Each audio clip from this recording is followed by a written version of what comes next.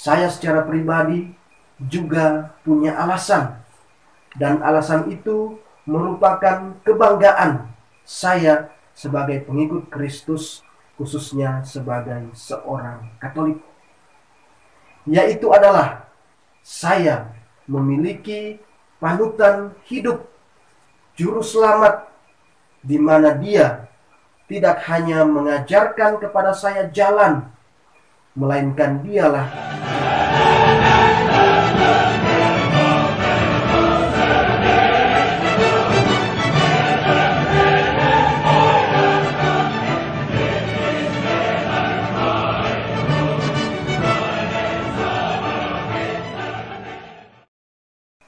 saudara-saudari yang terkasih dalam Tuhan kita Yesus Kristus.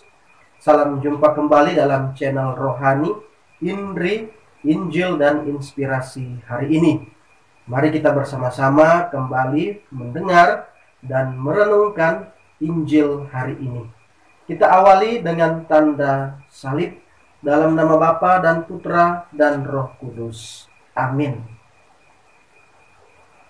Inilah Injil Tuhan kita Yesus Kristus menurut Matius. Pada suatu hari, Yesus berkata kepada ahli Taurat dan orang-orang Farisi, "Celakalah kalian, hai ahli-ahli Taurat dan orang-orang Farisi, hai kalian orang-orang munafik, karena kalian menutup pintu kerajaan surga di depan orang. Sebab kalian sendiri tidak masuk, dan kalian merintangi mereka yang berusaha masuk.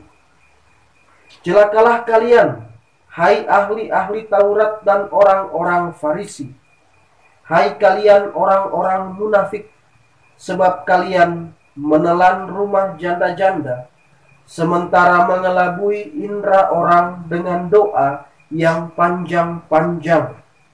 Sebab itu, kalian pasti akan menerima hukuman yang lebih berat.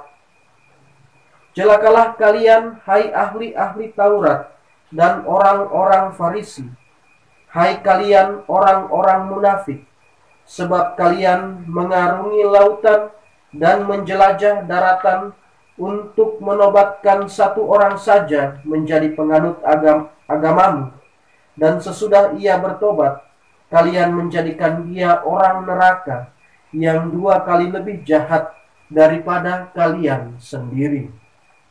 Celakalah kalian, hai pemimpin-pemimpin buta, yang berkata, bila bersumpah demi bait suci, sumpah itu tidak sah, tetapi bersumpah demi emas bait suci, sumpah itu mengikat.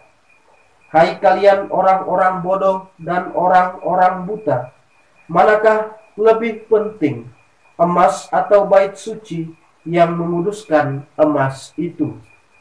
Dan kalian berkata, bila bersumpah demi mezbah, sumpah itu tidak sah, tetapi bersumpah demi persembahan yang ada di atasnya, sumpah itu mengikat.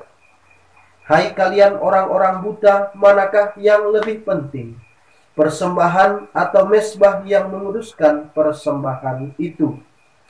Karena itu barang siapa bersumpah demi mezbah, dia bersumpah demi mezbah dan juga demi segala sesuatu yang terletak di atasnya. Dan barang siapa bersumpah demi bait suci, ia bersumpah demi bait suci dan juga demi dia yang diam di situ. Dan barang siapa bersumpah demi surga, ia bersumpah demi tahta Allah dan juga demi dia yang bersemayam di atasnya." Demikianlah Injil Tuhan, terpujilah Kristus.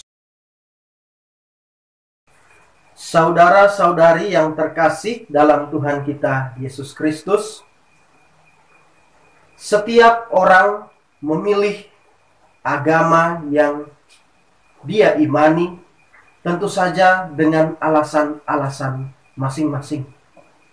Baik itu meskipun dia memeluk agama tertentu sejak dia lahir, tetapi ketika dalam perjalanan usia beranjak dewasa, apakah dia tetap pada agamanya atau memeluk agama tertentu setelah itu, tentu saja punya alasan mengapa menganut suatu agama tertentu.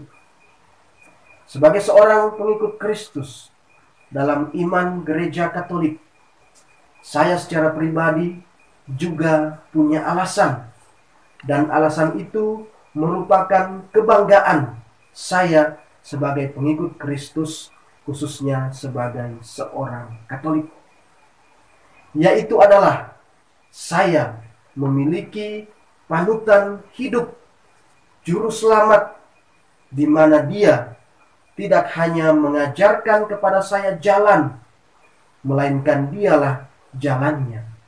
Dia menunjukkan dengan tindakan yang nyata jalan kepada kehidupan yang kekal. Kita tahu bersama bahwa inti ajaran pengikut Kristus adalah cinta kasih. Dan sepanjang hidup, seluruh hidup Tuhan ketika turun ke dunia dalam pribadi Yesus Kristus, seluruh pengajarannya intinya adalah cinta kasih. Dan cinta kasih itu tidak hanya dia ungkapkan, wartakan lewat kata-kata, tetapi juga lewat perbuatan. Tuhan menyembuhkan orang-orang sakit, hidup, bergaul dan terlibat dengan orang-orang yang kecil, miskin dan menderita.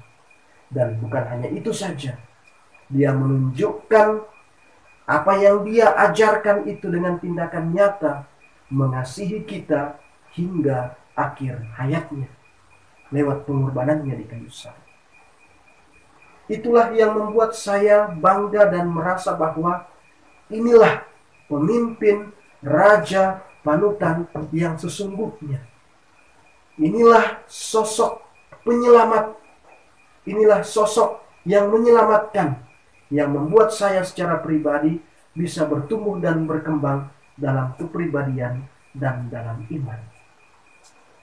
Dalam bacaan Injil yang kita dengarkan, Tuhan Yesus mengkritik para pengajar-pengajar yang hanya tahu mengajarkan tetapi tidak melakukan apa yang mereka ajarkan, yaitu orang-orang Farisi dan ahli-ahli Taurat, di mana Tuhan Yesus mengatakan, "Celakalah kalian, ahli-ahli Taurat dan orang-orang Farisi, hai kalian orang-orang munafik, karena kalian menutup pintu kerajaan surga di depan orang, sebab kalian sendiri tidak masuk dan merintangi mereka yang berusaha masuk."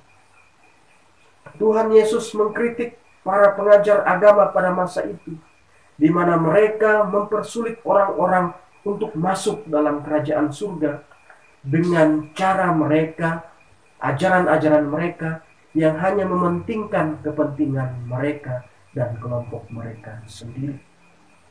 Apa yang mereka lakukan adalah ungkapan tindakan yang menunjukkan kemunafikan, karena hanya ingin pujian, doa yang panjang-panjang, membuat orang lain sulit menemukan makna pertobatan yang sejati. Dan Tuhan Yesus mengkritik orang-orang seperti itu.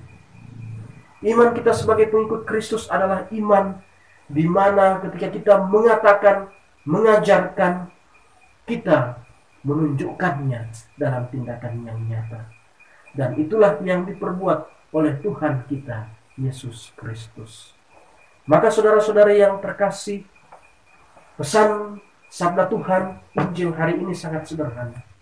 Pertama, kita harus bangga memiliki Tuhan yang tidak hanya mengajarkan, tetapi melakukan cinta kasih, di mana dia menyerahkan dirinya untuk kita. Dan bagi kita sekalian, semoga kita lebih mengutamakan tindakan yang nyata, wujud nyata dari iman kita, karena dengan demikian kita melakukan apa yang Tuhan kehendaki. Kita mohon itu, Tuhan memberkati kita bersama. Amin.